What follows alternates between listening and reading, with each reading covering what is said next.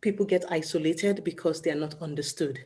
So what can I do to add more understanding, to create more cultural connection? And that is why Local Pulse is just a natural extension of my purpose. Are you ready?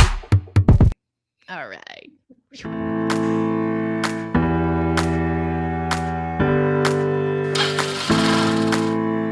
Hi there, I'm Nora Dunn, and I'm otherwise known as the Professional Hobo. And welcome to my awesome interview series where I speak with ordinary people who have extraordinary travel experiences, remote careers, and lifestyles to share with you. And I'm very happy you've joined us today. Please leave a comment. Are you a long-term traveler? Are you wanting to be a long-term traveler? Leave a comment. Let us know where you're at. There's also a checklist in the description with 10 things that you need to do before you travel long-term that will help you along your way. Now, my guest today is somebody I'm extremely fond of. Lola Akinmade Åkerström is an award-winning visual storyteller, international best-selling author, and entrepreneur. She is dispatched from over 70 countries, and her work has been featured in, get it ready for this, National Geographic, New York Times, The Guardian, BBC, CNN, Travel Channel, Travel and Leisure, Lonely Planet, Forbes, Huffington Post, and many more. She's a travel storyteller. She has won tons of awards. She won the 2018 Bill Muster Travel Photographer of the Year Award. Her book, one of her books, Due North, received the Lowell Thomas Gold Award for Best Travel Book. She's also the author of the international best-selling Lagom, The Swedish Secret to Living Well, which is available in 18 foreign languages. And her latest novel, which I'm excited to read, is called In Every Mirror, She's Black, and it's going to be available in hardcover this coming September. She is a business owner. She's an entrepreneur. She runs a Stockholm-based travel consultancy called GeoTraveler Media. She co-founded the travel influencer marketing collective called Nordic TB. She recently co-founded Local Purse, which we're going to talk about today, which supports travel guides and local artisans around the world with live video tours. And she's a mentor, and she runs her own online academy called GeoTraveler Media Academy. Lola, I am so amazed at everything that you've done. I'm so amazed. I'm so grateful to have you here today. Welcome. Oh, thank you so much, Nora. Thanks for having me. Oh, now you and I go way, way back to the early days of Matador. We first met in person in 2011 in Stockholm. And we've met a few times over the years ever since. And it was funny, actually, when I was doing research for this interview, I typed in Lola, AK, and your name immediately came up with an entire page of links and resources. You are one well-traveled lady, and you are all over the place. But I try to stay busy. Yeah, you do. Well, we're going to get into that a little bit later. I have questions for you, but I want to start at the beginning. And the beginning for me starts in Nigeria. What inspired you to move from Nigeria to the United States and then ultimately to Sweden? So I grew up in, Lagos, Nigeria, and I grew up in a traveling family. My granddad, I think, was in shipping, so he traveled a lot. And my dad was a geologist. Well, he is a geologist, and so he traveled a lot. And so travel was always kind of in our family. And then it was when I was 15 that I moved to the US to start college. And so that was it wasn't planned. It was more like when I was done with high school, the universities in Nigeria were on strike at that time.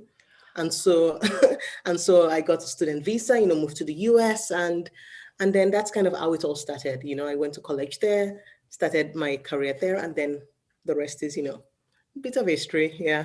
When you left to go to the United States, did you plan to return to Nigeria, or was it an open-ended experience? It was an open-ended experience, right? And, it just was an open-ended experience. It wasn't like I was going to go to school and then come back. It was just kind of living each year at a time, seeing, okay, where is this road taking me, and I went to school for information systems. I mean, that's what my degrees are. So I come from a technical background. And so I didn't even know that I was going to end up being a travel writer and photographer, but I knew travel was always going to be there in some form. So what inspired then the move to get into travel writing and photography from a technological career? Growing up in Nigeria, geography was my favorite subject, and even when I moved to the US, I minored in geography. So even though I was in the tech field, geography was my minor. And then when I started working as a programmer, I worked with something called geographic information systems. So think about it as interactive maps. I was like, think of Google Maps, that kind of technology. So I worked with that for many years, but it was in 2002. So I'm dating myself now, but 2002 was when I volunteered with an expedition race in Fiji. And I was there, and my job was to write articles and follow the athletes as they were kind of traversing, Fiji, and writing about the places they were exploring. And when I was in Fiji, I was like, wait a minute, people actually get paid to do this, to travel, to have the most experience, amazing experiences in the world, and then share that I think this is what I really want to do. I'm a storyteller at heart. And so when I came back, I started kind of plotting how I was going to leave, my career as a programmer. And so it still took at least another 5, 6 years before I finally kind of jumped, you know, out of that programming field into being a full-time travel writer and photographer. Now, was that a strategic 5 or 6 years? Did you have a plan, or was there a little bit of fear or procrastination holding you back? Yeah, well, it wasn't so much fear and procrastination, but more like responsibility, right? Like it wasn't like I was just going to swan dive, out of out of my responsibility. So it was more of like, especially when you've been working as a programmer, you have a steady income, it's comfortable. So it was kind of a slow transition to first build up your portfolio. So you feel like you have enough of a cushion to then jump and live that life. So even doing that, when I jumped and left that life, it was like a 60% drop in income, you know. Of So, course. but at least I needed to make sure I wasn't swan diving into zero. And so that's kind of why it was a more of a strategic move, to make sure that at least I started building a portfolio of, bylines and experience. So And you're not only a talented writer, but also a talented photographer. Did the writing come first and the photography as a byproduct, or the other way around? What happened? yes, yeah. So the writing definitely came first. I mean, even in Nigeria, growing up as a teenager, fiction was actually the writing that actually came first, before I then moved into nonfiction. And then photography was actually just a means to an end because I used to be an oil painter. So when I traveled on vacation, I'll take photos of the scenes and places and things I wanted to paint. And then when I came back, I would paint from the photos. And then I started exploring kind of photography as a medium. I was like, this is cool. I don't need to duplicate efforts. What can I do with this photography? And so that's kind of how I got into travel photography. And I always tell people that if you look at my portfolio, you can definitely tell that I used to be an oil painter because of the way I edit the photos. It's very vibrant and high contrast. And when you see the photos, then you say, okay, maybe you should, because with all painting, it's very heavy-handed and very vibrant. Well, it's definitely served you very well for all the photography awards that you have earned along the way. How did Sweden come into the picture, and how long have you been there? So I moved to Sweden right at the end of 2009. So kind of like the very last week in December. So I counted like 2010, so I kind of moved. And that was about 11 years ago. And the reason I moved to Sweden was because of my husband. I mean, at that time I met him, and I was like, this guy's cool. We dated long distance, we traveled a lot. And at the time, I used to work as a programmer. So the company allowed me to actually work remotely, and back and forth. And so we did that for 2.5 years before I decided, well, let's get married. This is gonna be, but and then moved to Sweden. So that's kind of how I ended up in Sweden. And when I was already making that life transition, because it was a big transition, giving up kind of my own life and comfort, I decided, you know what, I might as well just now swan dive into the travel writing and photography full time since I was already living my life as a programmer. So, yeah.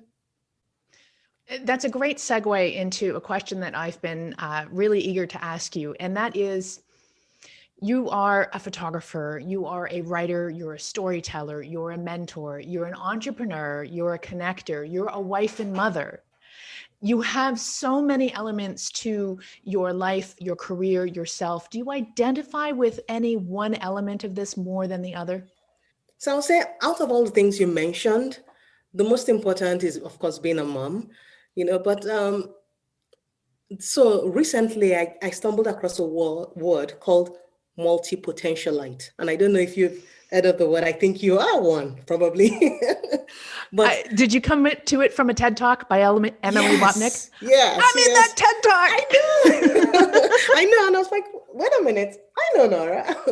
But you know the word, right? And I Yeah. think that's what I am. And that's why I don't connect to just one of those, you know, more above the other, because they're all equally part of who I am. And one of the things that's been a challenge over the years is people in the industry or colleagues always wanted me to pick a lane and stick in a lane. Yeah. And my question was always why? Yeah. Why, if I don't have to? So I think for many years that made me feel like I was very odd or different, and I was isolated a lot because people felt like we don't know what to do with her. We can put her in a box. She's just everywhere. And so that isolated me a lot until actually recently when I started finding this kind of community of multipods and feeling like we're not crazy. We're just different, and many things, turn us on, and our creativity moves.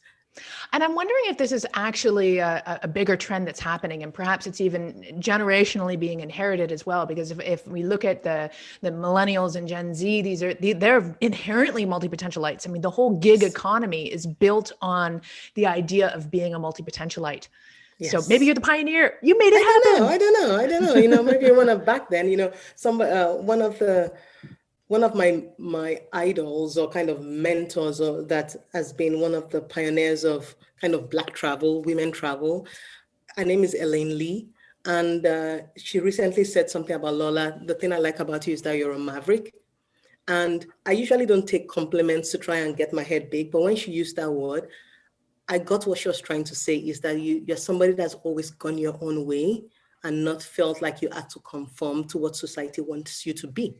And so I really appreciated that kind of comment coming from somebody I really respect. So in that sense, so when you say maybe a pioneer, I'll say just maybe more of a, maverick, or somebody that found her voice early and just stuck to her voice and still sticks to her own unique voice. So Well, and speaking of a unique voice, you did a TED Talk. It's called The Power of Why Not. And you share so many amazing stories about how you've challenged norms, overcome barriers, often in the face of discrimination. You go back to sitting in geography class in Nigeria and vowing to visit the North Pole. And of course, everyone would say, why? And you would say, why not? exactly. Were you always this way? Or was there a defining moment that inspired this in you? I was always this way, but I was scared to own it, right? So growing up again in Nigeria, there are some things that are norm. There's some things that are expected from you, and then if you don't kind of live within those norms, then you're just a weird person. that you're just and then moving to the US, that got kind of amplified because I was already coming to the US with my own voice, my own culture, just kind of who I am. And then the US wanted to put me in a box right away to say, okay, this is you, this is your box. And I was like, but why? And so I kind of not actively fought, but just subconsciously fought against that because, I need to be myself, right? Why would I need to live within somebody else's boundaries? And so I would say over time, as you grow, you learn, your voice gets stronger, and so that's kind of what happened, over the years is I've always known this was my unique voice. But then over the years, as you grow and you get more experienced, your voice gets stronger. I'm curious, and you don't have to answer this if it's too personal, but what kind of box did you get put into when you came to the States? I think when I first moved to the States, it's all Black women are monoliths, right? That's how the US wants to, it's like if you're a Black woman, you represent the entire, you know, group of women. And so just me coming in as an African, maybe with my own different way of thinking or thoughts or things I like or didn't like, um, the society was trying to craft my own narrative for me as a Black woman. And that's what I mean is, why are you crafting my narrative? You don't know me. Why are you crafting my narrative in a room without my own voice? So that's kind of what I fought against early on, and so that's what I mean by that box is where society tries to say, this is who you are, you're the angry Black woman, you're the this woman, you're the that, to craft it on your behalf. And so that's what I fought against, because that wasn't my narrative. And it's not the narrative of most Black women. Like we're not a monolith, we're very nuanced and have different struggles and quirks. And that's also kind of what inspired the book as well that I'm writing. And that's coming out this year as well. It's just that it's not a monolith of, the experiences. So I recently finished reading a book written by a colleague of yours called Americana. And I've also listened to her TED Talk on the power of a single story. Yes. And I found it very powerful. What did you think of that book? Did it resonate with you? Absolutely. In fact, I told you that I used to write fiction before I got into nonfiction. So I used to write a lot of stories. I had many kind of handwritten books I'd done back then. But then I started rewriting some of the stories, but I kept struggling, like, why isn't this story like coming naturally? Until I think it was 2017 or 18, I was on vacation in Portugal with Chimamanda's book, Americana. And I'd just finished it. And I was like, you know what? That is it. That is it. And when I said that is it, is even though the main character, Ifemelu, is not Chimamanda, I could tell she pulled from experiences, she pulled from relationships with people, she pulled from my environment to craft something that just felt organic, that I could relate to as an African in the diaspora. And so at that moment, I said, you know what? I have so many experiences, just so many experiences. I've lived in Sweden. I know the culture. I've met so many people. I've spent time with refugees as well. Like, there's so much I could write. And so that's when I started outlining my own characters, outlining my own story and how I was going to craft it. Wow. So that means that your latest novel, In Every Mirror She's Black, has been a long time coming then. Yes. Yes. It's the book I was meant to write at this stage of my life. Oh, I can't wait to read it. I'm so looking forward to it. This is going to be great. Now, if we talk about being in boxes, I can only imagine that when you moved to Sweden, the box got even smaller. What was that experience like for you? I gave a talk a while back about finding your extraordinary voice. And I said that sometimes when you find your voice, it's usually tied to a source of your pain, right? And so my voice kind of got stronger when I was isolated a lot, because my voice was like, no, this is me. You can't define who I am. So my voice is telling you this is who I am. But then when you move to a place and the voice recognizes the source of the pain, then it gets louder, then it screams. And so that's what has happened when I moved to Sweden, is my voice kind of just got louder and stronger because I recognized what the society was trying to do based on what the US tried to do to me as well. So that's kind of the difference, where I feel like my voice and my maybe platform or just my purpose just got stronger when I moved here, because I could see just how tight those boxes are. I would hazard a guess that many people in your shoes would not have reacted the way you did. I mean, ultimately, this led you to write a book called Lagom, the Swedish Art of Living Well, where you were able to really take a great admiration and an outsider's perspective of the term Lagom and what that really means. Yes. And my understanding is you came under some fire for trying to write it as someone who's not Swedish. Yeah, but in fact, I think your perspective made it what it is. Correct. No, absolutely. And the thing is that it's not so much come under some fire, but it was just like it's in 18 languages except Swedish, which tells you a lot, right? Because it's a country. And the thing with Logom is it's actually a book that was written very objectively, right? So it's actually quite. I share all the great things about it where you can take into your life, but I also talk about the not so great things about it, So it's a book that's very objective. It's a book I wish I had when I first moved to Sweden, my first year, because as much as I say I'm one of Sweden's biggest ambassadors, I love this country, I write about it. I mean, absolutely. But, as with anybody you love, you should also be able to speak truth, to some things that could be improved, But I think that book I'm really proud of it. An objective, a clear, really breaks down the mindset so that people outside can understand it, but also people inside. And that's the thing, people inside need to see how the mindset is interacting with people on the outside as well. So, yeah. So I guess it'll be a great achievement then when it is actually published in Swedish. I don't have to wait. I can publish it in Swedish myself if I want to. And I think that's one of the things that I I also love about this stage of my life is that I don't wait for permission, and that's one of the things I said about in the TEDx talk is when you ask why not, it's not that you're actually waiting for permission. It's just metaphorically through your actions, just saying why not. So speaking of asking why not, I'm going to shift a little bit over to the pandemic, which of course absolutely pummeled the travel industry. And you immediately recognized that, of course, tour guides and local artisans around the world whose lives and livelihoods depended on tourism, their lives and livelihoods came in direct jeopardy.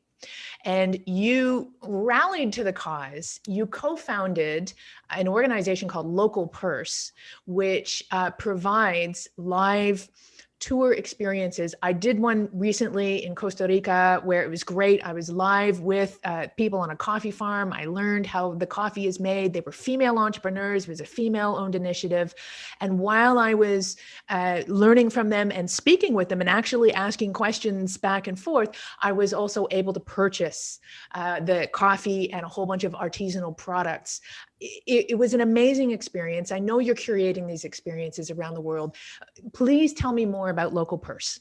Yes. So Local Purse is like my baby, and I want the world to learn, more about Local Purse and support it. But I mean, like you said, when the pandemic hit, it took the rug kind of from under all of us. We're just stunned, and the industry focused more on the airlines and the hotels and kind of the bigger people that lost, but not so much on kind of the local vendors and the local artisans and the guides, where most of their income comes from tourism. And so I joined kind of like this venture capital program, where they just brought people, just lots of kind of curious minds within different industries to kind of see if we can solve some world problems. And that's how I connected with my co-founder, Sarah Mansouri.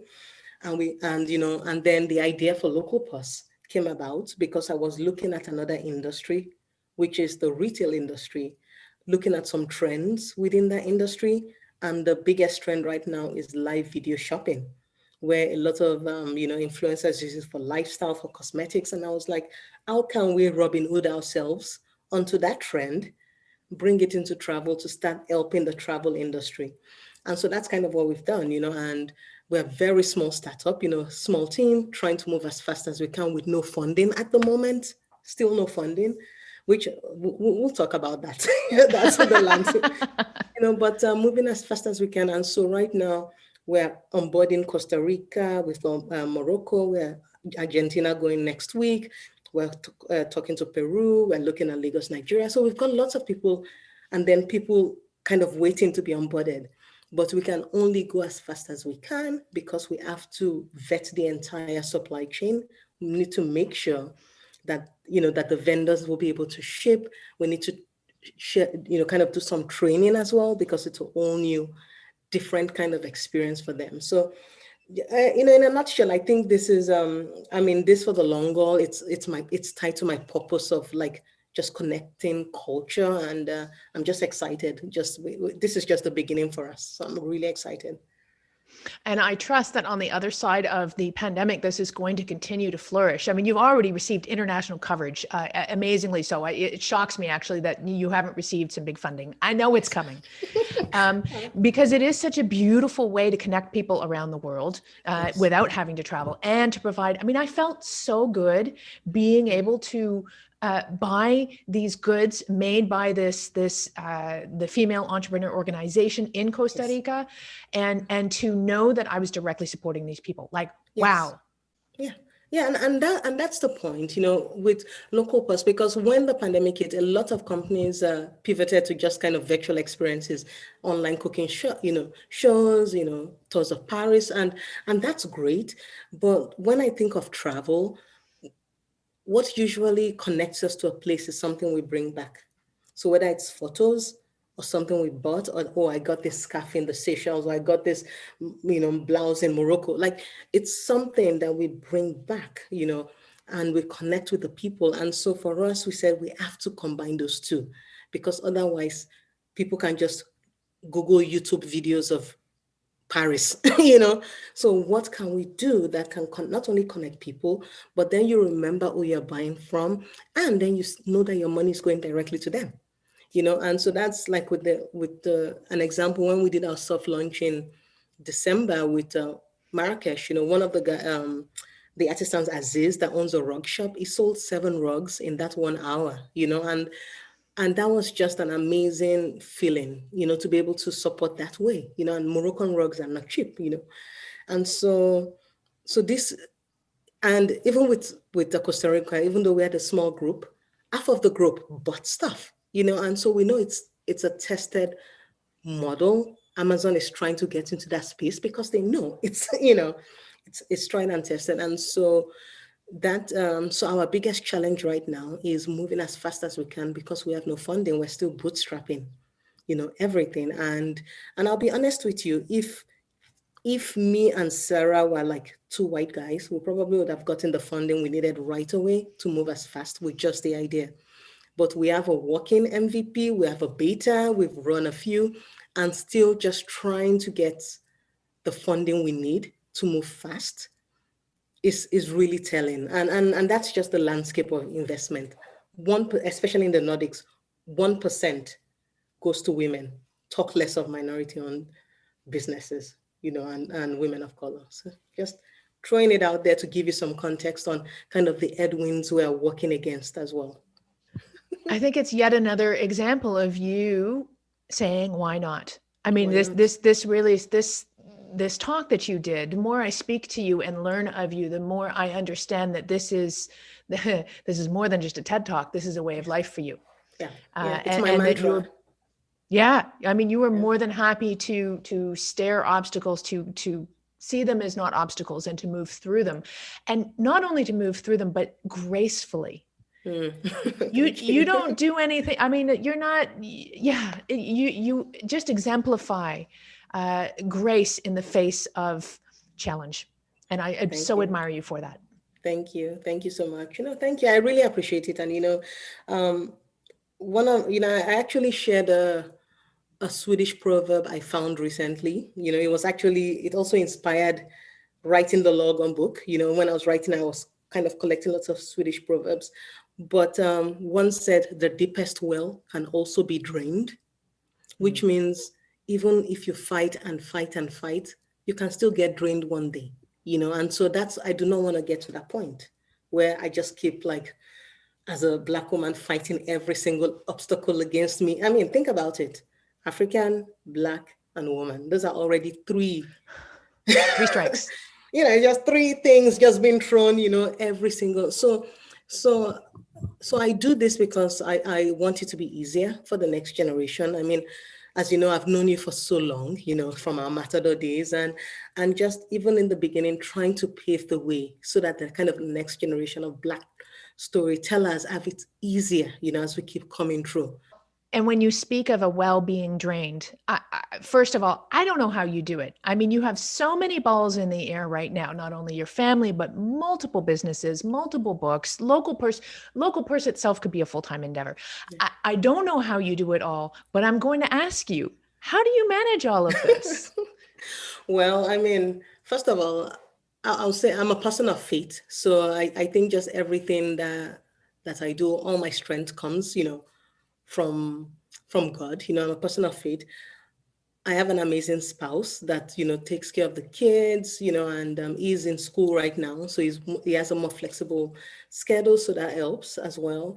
And then having amazing people, just an amazing community, amazing support, like different teams. So like with Local Post, Sarah, I could not do Local Post without Sarah. Sarah is like, just we're destined to meet, and she's the one that really just kind of grounds us, and then just with all my different things, it's just meeting the right people, with the books, my agents, and just So just having a network of amazing people that also support you, because it's not, no man or woman is an island, or there's always like a group of people that just have your best interest in that.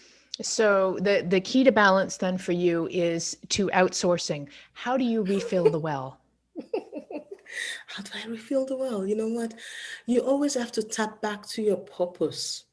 And I wrote something about resilience, because a lot of people say, when you look at how far you've come, there has to be some perseverance. How do you stay resilient without having this need to always feel relevant, right? Because for me, I don't care about relevance. I care about evolution. And I've seen myself evolve naturally over the years, right? And so that is because I know my purpose, and it's tied to fighting isolation and cultural connection. And so I keep going back to that this is what drives me. You know, People get isolated because they are not understood. So what can I do to add more understanding, to create more cultural connection? And that is why local pulse is just a natural extension of my purpose, and you said if there was something I could do full time, like I would love to keep working on local pulse kind of full time, as my full time kind of, while I write and do other things on the side, and do my storytelling. But as a business, that's something I would like channel a lot into, so refilling that well is time going back to the purpose, getting a lot of rest as well, knowing when to, because I do that, I can take, 2, 3 weeks and just be like, okay, I'm off social media, I'm taking my break, but recharging that way. And just even self-care, just little things of self-care for like right now, I've started incorporating like weekly massages, just, just like Very as a good. little, self-care thing. So yeah, so those are the things that just come top of mind. But for me, it's again going back to my why, to my purpose, and realizing if the things that come into my life are not tied to that purpose, then I have to say no to them. I admire you for being able to take 2 or 3 weeks just away from everything. I haven't yet figured out how to do that. The double-edged sword to remote work, in my experience, is that you can work from anywhere at any time, but that often leads to working all the time and everywhere. Yes, yes, no, and that's what I'm actually struggling with right now, especially with the pandemic where everybody's at home, working from home. So there's no real boundary between work, life, everything just merges in. But that's something I'm going to be even more disciplined about. And it is a privilege to take that time off because I live in Sweden.